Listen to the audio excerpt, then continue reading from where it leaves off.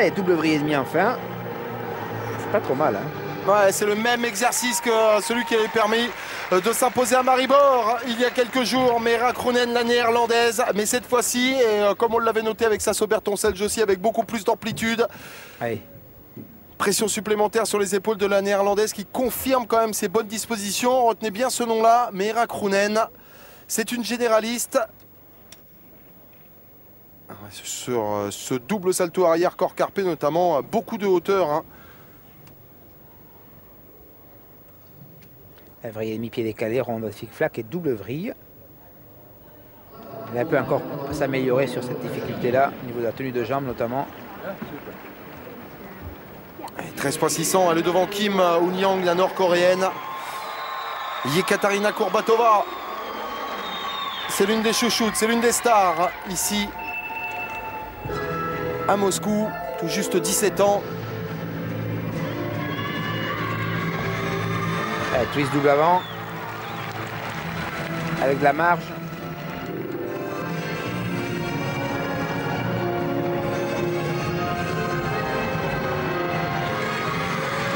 Vrille et demi suivi de vrille avant.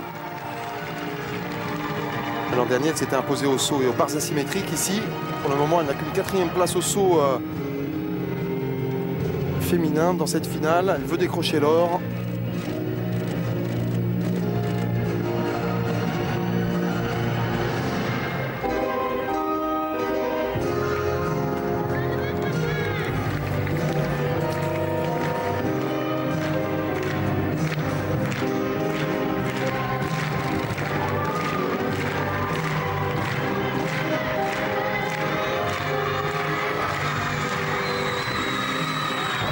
Double arrière corps groupé.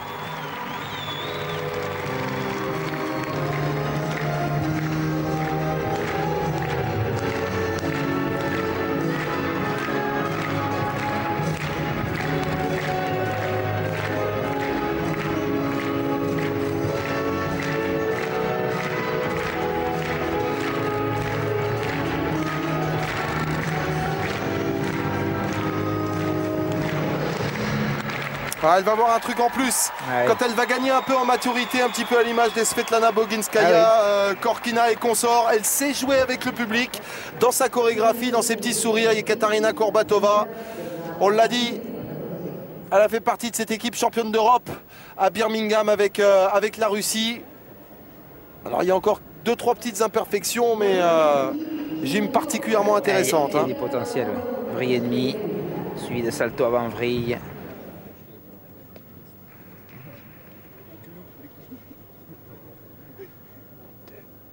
Triple tour pivot.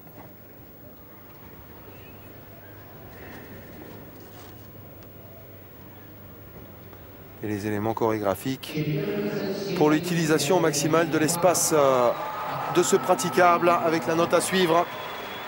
Pour le moment, c'est Meera Kroenen, la néerlandaise, qui domine avec 13.600. Elle, Yekaterina Kourbatova, était sortie leader des qualifications. Elle dépasse la barre des 14 points. Et logique, 14,075 pour Yekaterina Kourbatova qui prend une option dans cette finale au sol au moment où se présente sa copine d'équipe nationale, Ramilia Moussina.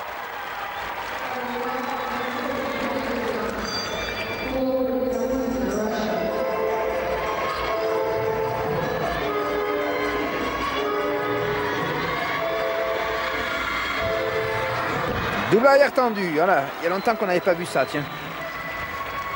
Ça fait du bien. L'acrobatie, de la belle acrobatie. Tempo, flic-flac, double arrière carpé. Ouh là. Il y a du punch, hein. Salto facial.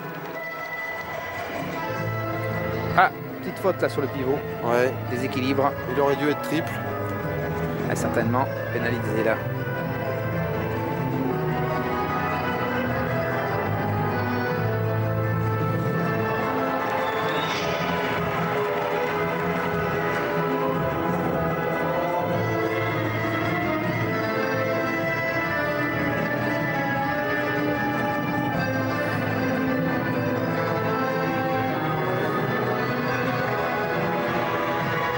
Vrille et demi, rondade flic-flac, double vrille.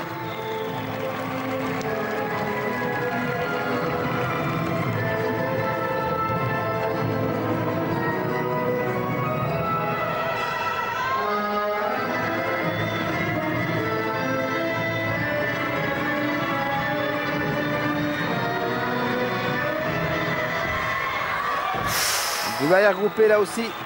Avec une belle hauteur proposée par Ramilia Moussina, tout juste 16 ans. Elle est annoncée comme la future grande star de la gymnastique russe. Elle a forcément besoin de s'aguerrir un petit peu, Laurent, mais en tout cas en termes d'acrobatie, elle est pas loin d'être toute meilleure. Ah oui, absolument. On voit ici, regardez, le double arrière tendu.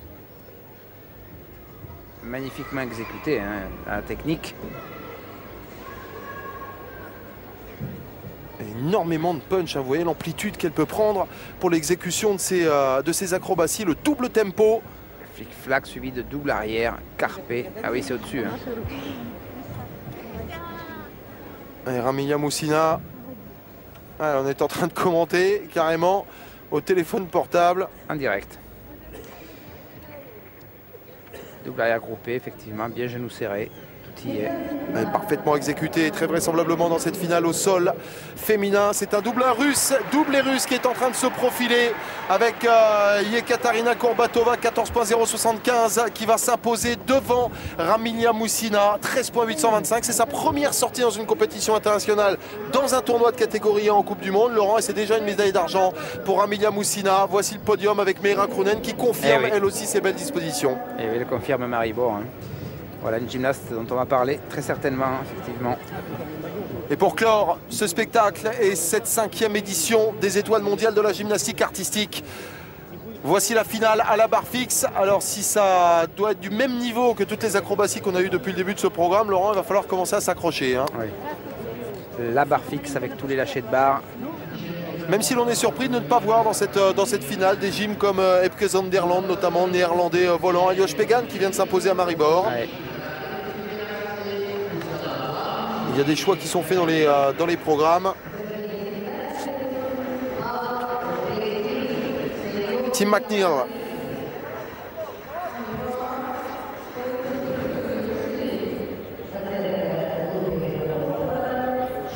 Non, Paul Ruggieri, autant pour moi. Vous avez raison de me le préciser. Allez, ça part tout de suite avec le tour sur une barre. Il y a Josh Pegan qui est bien présent dans cette finale. Autant pour moi. Allez. Katchov, jambes serrées. Avec demi-tour, c'est la tendance. Hein. Ça fait augmenter la valeur de la difficulté. Et déjà sur le demi-Tchoukarine, il était vraiment à l'équilibre. Là, sur la Tchoukarine tour complet, eh bien, il n'a pas pu enchaîner le Markelov. Alors qu'ici, on le voit à l'élément. Le Markelov suivi du Ginger. Dislocation. Préparation pour la sortie. Double vrille.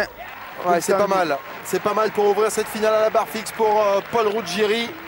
Le 3e, comme c'est indiqué sur son nom de famille. Tiens, qui est suivi par Sharipov. Rustam Sharipov. Rustam Sharipov, vous vous rappelez? Ouais, champion olympique en 1992 avec l'équipe de la communauté des États indépendants qui était très très fort au saut et au sol. Ah oui. Et qui a été un des premiers gymnastes à sortir un triple arrière carpé à la barre fixe. Hein. Je l'ai vu, c'était en 1990, un stage à Moscou. On revoit ici le Markelov avec l'amplitude de Paul Ruggieri.